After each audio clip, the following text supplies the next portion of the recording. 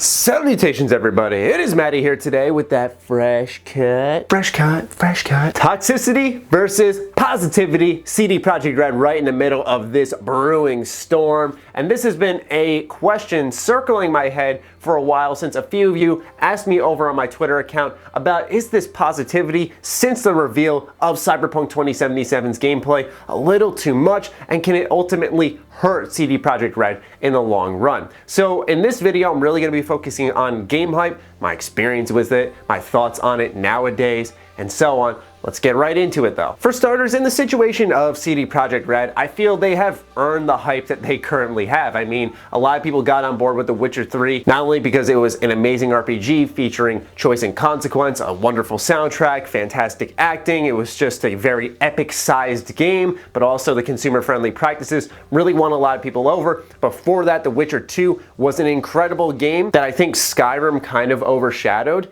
and now with Cyberpunk 2077, it's a game that you look at, and not only does it look amazing, but it's completely separate in every single way from The Witcher 3, making you think, holy crap, it looks like CD Projekt Red has worked on first-person shooters their entire development history, which kind of explains why Cyberpunk took so long to get to this point, but it's incredible how different it is from The Witcher, yet how good it looks. So the hype is there, and reasonably so. But here's my opinion on game hype. To be fully on board with something, if you're excited, amazing. It's just gotta be about something that you've seen. By this I mean you look at the gameplay, you look at a mechanic in the game like the way that V slide dashes on the floor and shoots people through the wall and eviscerates opponents, and if that's what's got you hyped, then guess what? That makes sense because the hype is of something that is there. A lot of the times, hype is created because someone will see something in the game, imagine what the next step could possibly be,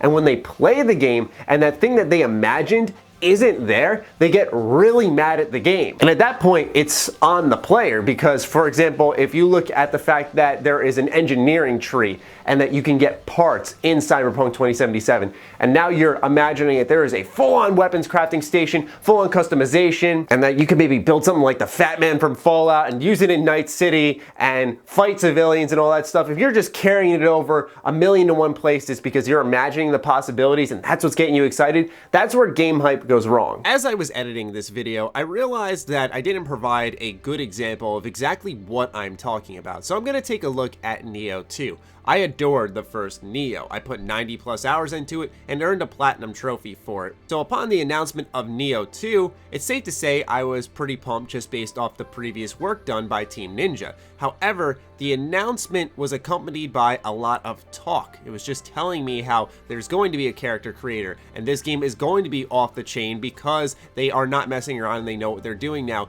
And while that talk can be exciting, I'm not seeing anything accompanied with it, which is something that over the years as a gamer I've gradually shed off of being excited of what developers are seeing, and instead of letting them talk the talk, having them walk the walk. An example that I think more of my viewers could relate to is of course Fallout 76. For many months now we've heard talk about the game, but we really haven't seen anything put into practice. We've just been told how things are going to work, and naturally in turn the community is quite nervous for this game when it releases. But it's also important to distinguish excitement from being optimistic. So before we saw this gameplay from CD Projekt Red when it came to Cyberpunk 2077, I think it's safe to say that most of us were optimistic. But if you were like, yes, let's go, I'm hyped, like there was nothing to be excited about yet. We had a cinematic trailer. This game was technically in development hell because it had disappeared for so long. In fact, there were more reasons to be afraid, logically speaking, than to be excited about this game. But now that we've seen it, there is something to create, to spark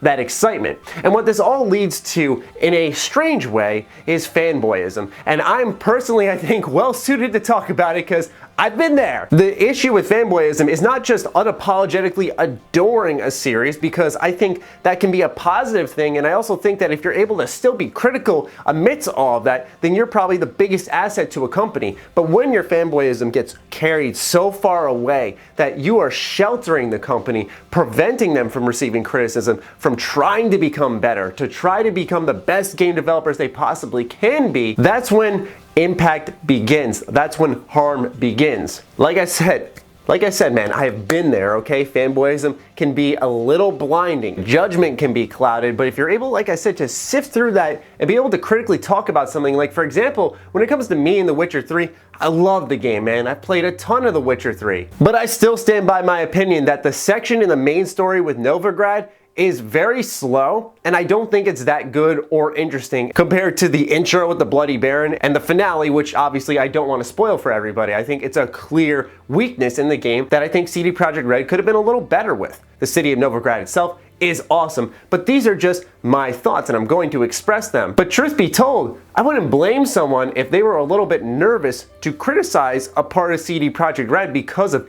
how much positivity there is around that game, or if they sometimes outright disregard that criticism because they're like, oh, well, people are so obsessed with them, I must be missing something. So yes, there is a point where positivity can become toxicity, but I personally believe that CD Projekt Red and their fan base and their community is in a good spot. We're excited for the right reasons. The Witcher 3 was incredible. We have now a follow-up with Cyberpunk 2077. We're seeing them experiment with the under-discussed Thronebreaker, The Witcher Tales, which looks so cool. I mean, the cel-shaded art style. We also have a RPG first card game second based off the Gwent card game. It's going to be its own standalone game, over 30 hours long. I mean, they are doing a lot of good things there, and it's not just one thing. They're showing why they do a lot of things great. But the main focus of this video is to say that criticism doesn't hurt anybody. It only helps, especially if it's with good intentions and it's well thought out and not like, you fucking suck! Like, no, if it's something along the lines of, hey, this is an amazing game, but here's one part that I think could improve and how I feel it could improve. I look at Spider-Man PS4 as a fantastic example because I love this game. It is the best Spider-Man game I have ever played, and I played every single one to completion, obsessively growing up because he is my favorite superhero. And yes, a lot of my issues with the game could have been easily dismissed, such as muddy graphics at night, reflections in the windows not matching up with what exactly you're seeing, and so on. There were things that could have been easily dismissed just because I adored the overall product. But not only is it my obligation as a reviewer to put all the data there so the consumer knows every little bit of what they're getting and what they're spending their hard-earned money on, but also that criticism shouldn't be dismissed just because I love something to death. Even if it's something that attaches to my childhood, has gotten me through tough times, has made me a stronger person for it, and in turn has become probably my favorite superhero game ever, next to Arkham City. The transparency is also valuable because CD Projekt Red gives it back to us. I made a whole video dedicated to why they're so loved, and it's because they're transparent with us. They always tell us what's going on, whether it's the specs to a demo, what's going on with the game, if it's playable from start to finish, if they've been doubting themselves. They are very much a passionate developer, so in turn, they wear their hearts on their sleeves, and I think us as a community giving that back to them is super important. I'm not lecturing, I'm not saying that no one's doing that, I'm just trying to emphasize more so why this is important and why we shouldn't lose focus of that, because that'll keep CD Projekt Red at the top of their game consistently and not become a developer in such a long list of ones that were all the way up here, no way they fall down, man, and then just because they were at the top, the fall to the bottom is super hard and they slap down and are barely a piece of their former self when it's all said and done.